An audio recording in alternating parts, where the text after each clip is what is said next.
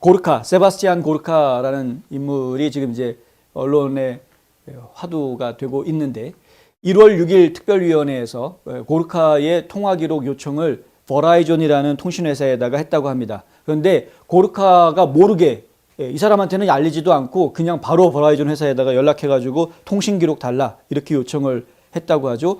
2020년 11월 1일부터 2021년 1월 31일까지 무려 13개월간의 통신 자료를 요청을 했다고 합니다.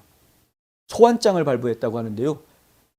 그 버라이존이라는 민간 기업 입장에서는 의회 하원의 특별위원회에서 소환장을 보내왔는데 자료를 안 내줄 수가 없는 것 아닙니까, 입장이? 그래서 세바스찬 고르카가 이 사실을 알게 되고 이 자료를 주어서는 안 된다라는 소송을 제기하게 된 겁니다.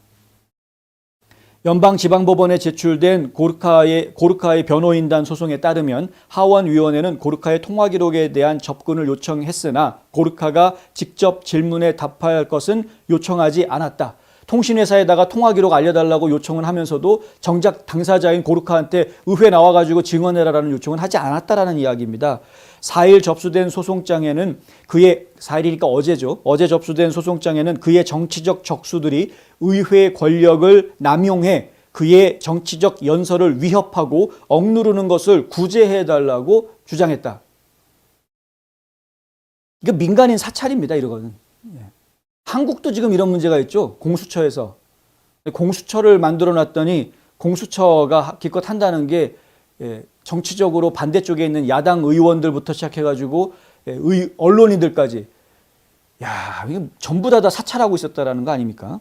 전부 다 사찰하고 있다. 뭐 이제 속설로 얘기할 때 들킨 놈이 바보지라고 이야기하면 할 말 없겠습니다만은 그렇게 뭐 민간인 사찰을 자기들끼리 쉬쉬하고 모르게 한두 번 해왔겠습니까?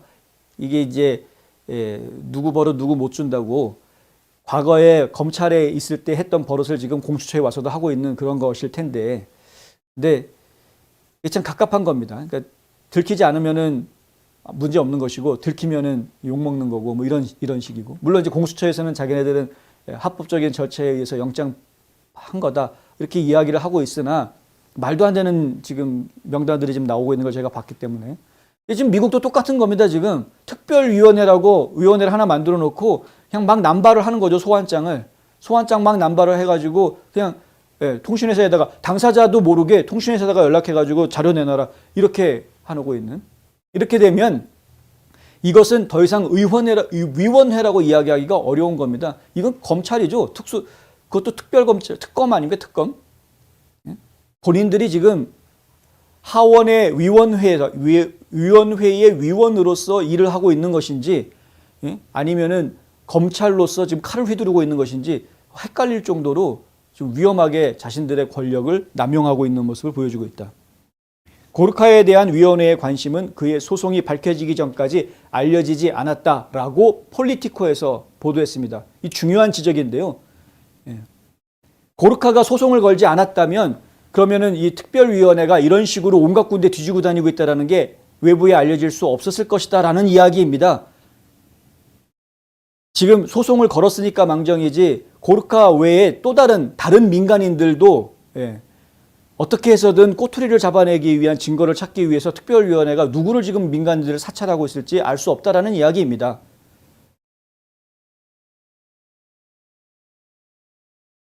위원들은 소송은 특별위원회가 불법 정치 언론인의 통신 기록을 무차별적으로 삿사시 뒤지는 것은 이번 사건을 수사하고 있다는 전형적인 증거다라고 소송장에 나와 있습니다. 이거 불법적으로 이렇게 정치인이자 현재 언론인으로 활동하고 있는 사람의 통신 기록을 무차별적으로 1월 6일 위원회면 1월 6일 전후로 해가지고 며칠 정도 조사를 한다 그러면 뭐 그것도 그렇게건이 할 수도 있겠는데 11월 1일부터 1월 31일까지 13개월간의 통화 기록을 봐야 되겠다? 왜 그래야 되는 겁니까? 왜? 뭘 찾길래 도대체? 위원회는 지난해 국회의사당 폭동 사태와 관련해서 백악관 고위 관리들 간의 교신 내용을 조사하는 과정 중에 있습니다. 지금 마크 메도우스 전 비서실장, 마이클 플린 전 국가안보보좌관 등 여러 사람들이 지금 소송을 내서 여기에 대응하고 있는 상태이고요. 스캇 페리 같은 다른 사람들은 위원회의 요구에 순순히 응하지 않으려고 지금 대응하고 있는 이런 상황이다. 뭐 스티브 배넌 같은 경우에는 모욕죄 처분까지 지금 받아서 기소가 된 이런 상황까지 가 있는, 이게 굉장히 딱 보이는 거죠. 저희가 그냥 말로만 야 이건 뭐 일당 독재 체제로 가려고 한다 말로만 그런 게 아니라 이들이 지금 실제로 보여주고 있는 겁니다. 앞으로 민주당이 계속 집권을 하면은 이러한 현상들을 앞으로 더 많이 보게 될 것이다라는 걸 아주 보여주고 있는 거죠. 민간인 사찰할 수 있지 뭐 이런 식으로, 모든 기업들은 정부의 명령을 무조건 받아들여야 된다 이런 식으로. 그것은 미국이 아닙니다. 이런 나라에 살려고 먼 땅에서 이민 와가지고 잘 살아보겠다고 열심히 살고 있는 게 아닙니다. 우리가 지금 우리가 바라보고 꿈꾸고 왔던 이 미국 땅이 다시 본연의 모습으로 돌아가게 해야 됩니다. 고르카 같은 경우는 이민 1세라고 봐야 됩니다. 영국에서 태어났고요. 헝가리계 미국인입니다. 헝가리계 미국인입니다.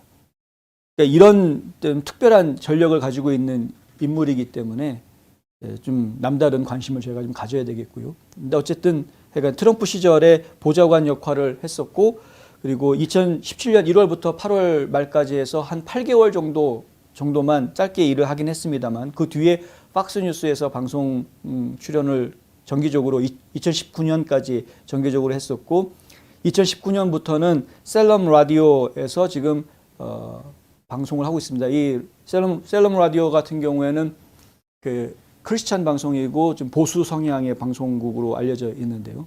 어쨌든 그리고 유튜브에서는 뭐 진작에 제명이 돼서 지금 이제 이 소셜 미디어에서 추방된 언론인들 중에 대표적인 인물로 좀 손꼽히고 있습니다. 근데